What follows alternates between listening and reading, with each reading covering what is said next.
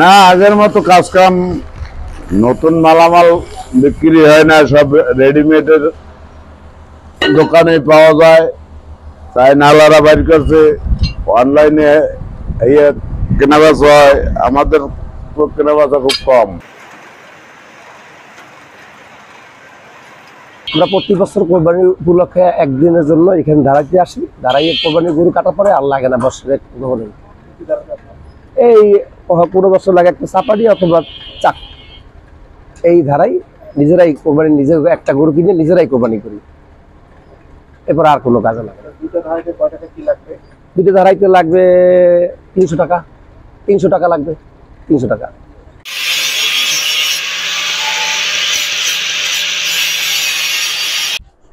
আমি বিপ্লব দাস, পূজা হার্ডওয়্যার, ঝালকাঠি, তামাকপট্টি। আমাদের এই ব্যবসা আমরা 7-8 বছর ধরে করি।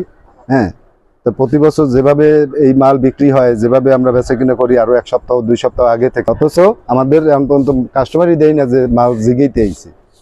হ্যাঁ, এরকম কাস্টমারই কম, শুধু দাও বডি এগুলা নেয়, ঠিক আছে, কিন্তু চাপাডি অস্ত্র টস্ত্র কোনো কিছু ধরতে আসে না, কারণ মানুষ খুবই ইসে আছে। এই যে বন্যাটা গেল, দাও তো নেয় শুধু ওই গাছগুলা ডালানোর জন্য, নাহলে তো দাও কিনতে না।